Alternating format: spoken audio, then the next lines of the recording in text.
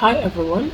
This message is going to comprise a couple of messages or revelations that the Lord has given me over the last couple of months. I haven't shared them before now because I wasn't given the go ahead to share them. But right now, the Lord has been quickening it in my spirit to say something, and it's going to be like a compressed format or form of these messages. So while there might not be much details, I believe that the way the message will come, he who has ears will hear. There is need to take this message really serious and urgent, because while I was delaying over sharing this message, I had seen signs of a lot of these things practically happening.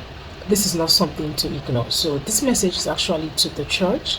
I wouldn't give much details as I have not been led to, but I'll hit about 2 points in this message where I would just shed a bit of light into the revelation or scriptural link, just for context. So a letter to the church in the world, especially the church in Africa and Nigeria. This is the word of the I am. The world is in its state of an end. Do not ignore the signs. Beneath the signs is the wicked one enraged, because his end is near. The kingdom of darkness is deploying some of its fiercest weapons with an agenda to deceive many, bring them under his stronghold, and eventually abort God's last harvest. Now, I would want to share a bit of light on when the Lord is talking about the kingdom of darkness deploying its some of its fiercest weapons. So I'm going to just restrict my exposition rather to the recent events that actually sheds light on this particular message. So I'm going to reveal a particular date just for context. Now, this date is accurate and it's a factual event, right? So on the 6th of June, 2026. Now, I want you to pay attention to the numbers. There are 3 6 in that numbers. Now, as at the time the Lord was giving me this message on that particular date, I had not paid attention to the numbers, in all fairness. It was when I was done praying and I was having to take my notes, right? Because I have to jot down a lot of these revelations with their dates for reference purpose for the future. So it was at the time the Lord had given me this message, and I was taking down the note. By the time I wrote down the date, the Holy Spirit drew my attention to the date and the number of man and the number of the beast. That is not to say that the beast is currently giving out those numbers. I am not saying anything like that, but I want to draw attention to the fact that these details, every detail in the Bible counts. Some details could have a need for some sort of interpretation. Some are just exactly the way they are. This particular revelation gave me an insight into the fact that number 666, it's a number that is what it is, right? It's a number that is what it is.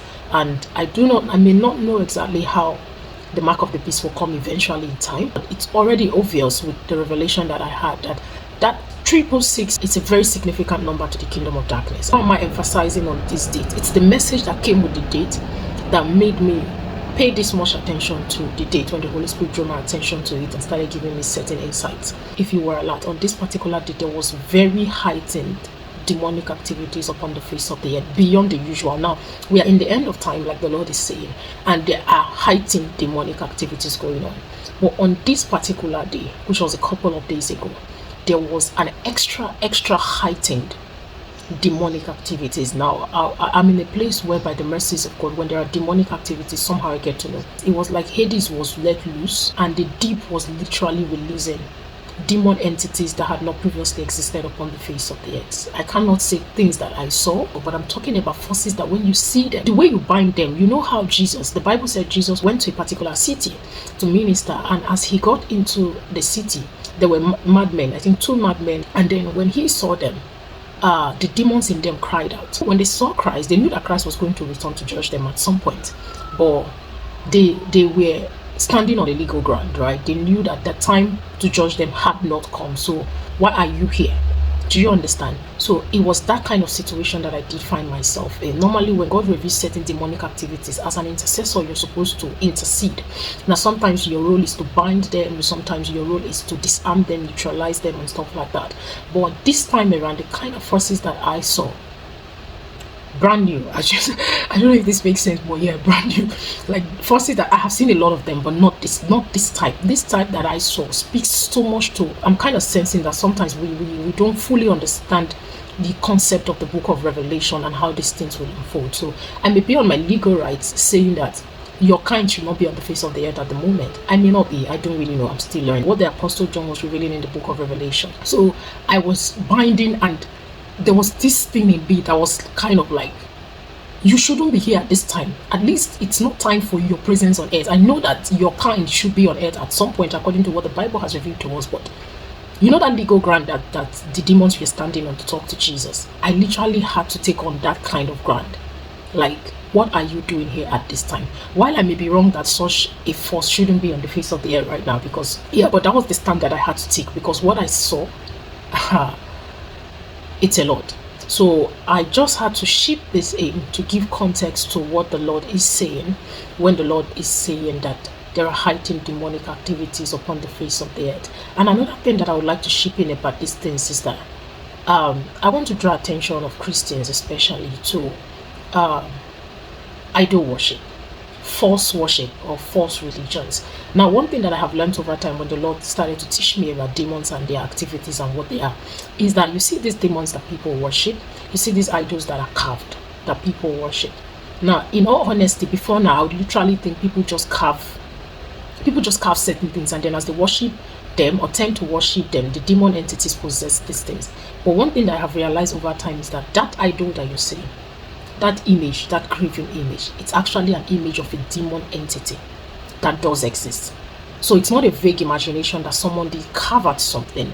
This particular demon that has this physical appearance. Demons are not physical, but I'm talking about the image form now, the form, facial features, whatever it is that is carved in that image, does exist.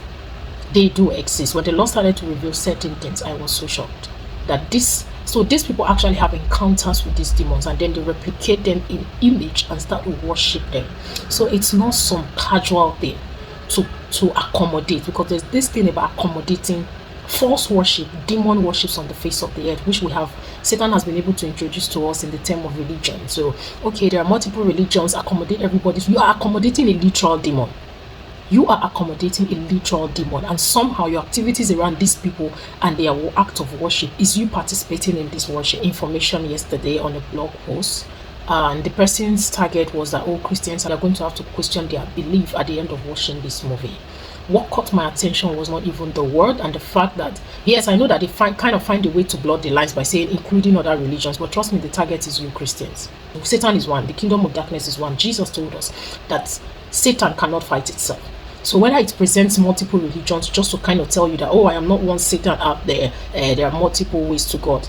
The point is that God is one, the Spirit of God is one, and whatever is not the Spirit of God is the Spirit of Satan.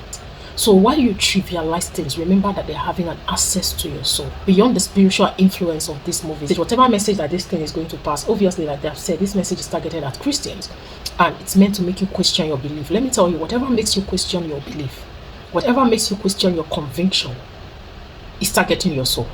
And I have been there, because the Lord has had to take me through a walk in a path where it looked like I was literally living with Satan. And with all the convictions that I have had for more than 10 years of giving my life to Christ, Satan tempted me in that regard, questioned my conviction, did a lot of terrible things that I was literally scared. There were days I cried and I'm like, God, what is happening to my truth? Don't be in that position. It's not a good thing, especially when it's not God intentionally taking you through it, especially when it is Satan that is going to subject you to this, and his influence will be on that ideology that he's trying to pass. Please don't put yourself in that situation. As much as you can avoid these things like a plague, for the sake of your soul and for the sake of eternity.